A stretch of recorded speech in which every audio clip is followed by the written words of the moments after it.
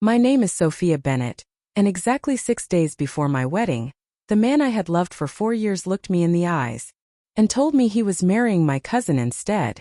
I wish I were joking. One minute, I was sitting in a bridal boutique trying on my wedding dress. The next, my phone buzzed. It was a text from my fiancé, Ethan. "We need to talk. Don't come home yet." My stomach dropped. Something felt wrong. I drove home anyway. When I walked through the front door, I froze. Ethan was standing in the living room. Beside him was my cousin, Chloe. She wasn't crying. She wasn't embarrassed.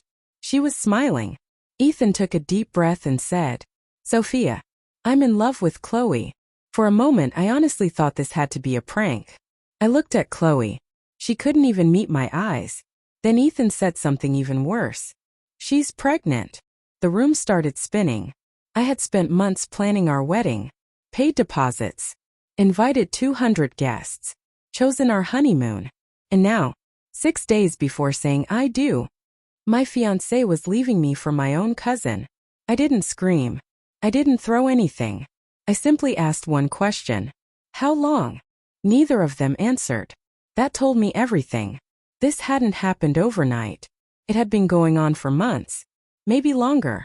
Chloe finally whispered, "I'm sorry." I laughed. "No.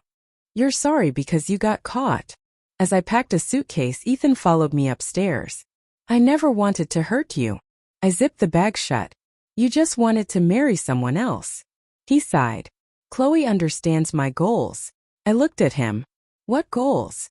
He smiled proudly. "I'm finally going places. My promotion is almost guaranteed. I'll probably be running the company within a few years." His confidence surprised me. He acted as though his future was already secured. What he didn't know was that he had just made the biggest mistake of his life. Very few people knew the truth about my family. My grandfather, William Bennett, wasn't just a retired old man who enjoyed gardening.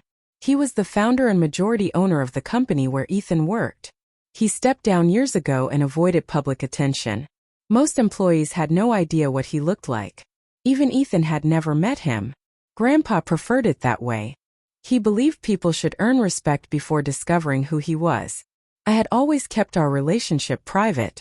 Not because I was ashamed, because Grandpa insisted. "Never tell anyone who I am," he'd always say. "You'll learn who truly values you." Now, his advice suddenly made perfect sense. The wedding was officially canceled the next morning. Within hours, relatives started calling. Some blamed Ethan. Others blamed me. Chloe told everyone they had simply fallen in love. As if betrayal sounded more romantic with better wording. I ignored every phone call. Instead, I drove to Grandpa's house.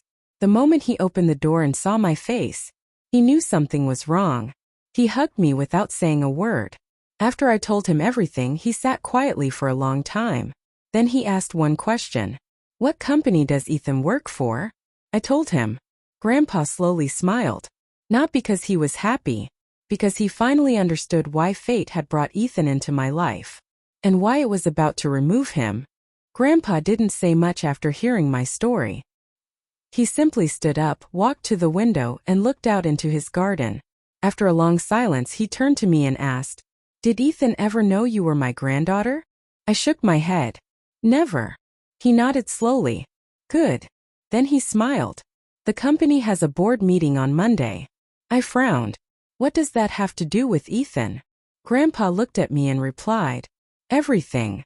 3 days later, Ethan proudly walked into the company's headquarters. He believed he was about to receive the biggest promotion of his career. His manager had hinted that he would soon become regional operations director. He even posted on social media, "Big things are coming." What he didn't know was that Grandpa had quietly requested to attend that board meeting in person. It was the first time he had entered the company in almost 5 years. Nobody expected to see him. Around 10 o'clock, every department manager gathered inside the conference room. Ethan sat near the front, wearing his best suit. The CEO stood up and smiled. "Ladies and gentlemen, we have a special guest today." The doors opened. Grandpa walked inside. The entire room immediately stood. Several employees whispered, "That's William Bennett, the founder."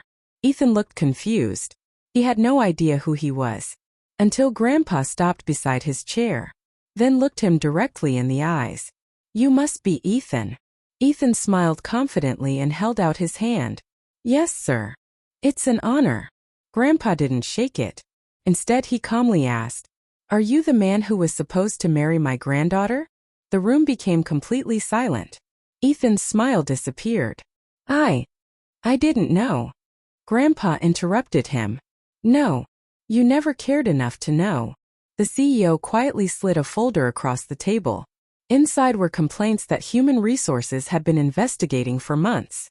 Several employees had reported Ethan for dishonesty, taking credit for coworkers' projects, and misleading clients. Those reports had been waiting for final review. Grandpa looked around the room. This company rewards integrity, not arrogance, and certainly not people who build success by betraying others. The board voted that morning. Not only was Ethan's promotion canceled, his employment was terminated for repeated violations of company policy uncovered during the investigation. Grandpa's personal feelings weren't the legal reason. The decision was based on documented workplace misconduct. But seeing Ethan's behavior outside the office had convinced the board to look more closely at those complaints. A week later, Chloe called me. She was crying. "Ethan lied to me. I stayed quiet," she continued. "He told me he'd already broken up with you months ago." My heart sank. "So, he cheated on both of us," she whispered. "Yes." For the first time, I realized we had both been manipulated. I didn't hate Chloe anymore.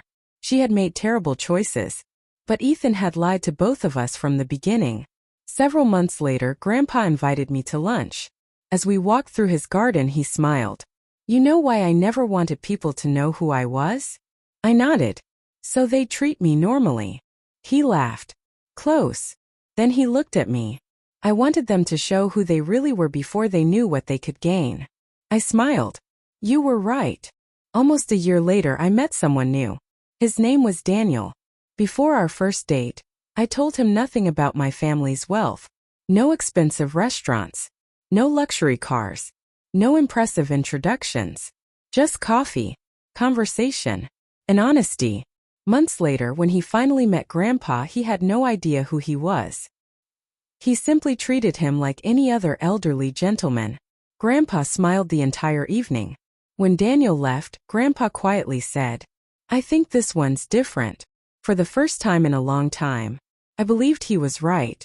Looking back, I thought losing my fiancé was the worst thing that could happen to me. I was wrong. It was the best thing. Because the man who broke my heart also revealed his true character before I married him. Sometimes the greatest blessing comes disguised as heartbreak. And sometimes, the people who walk out of your life make room for the people who truly deserve to be in it.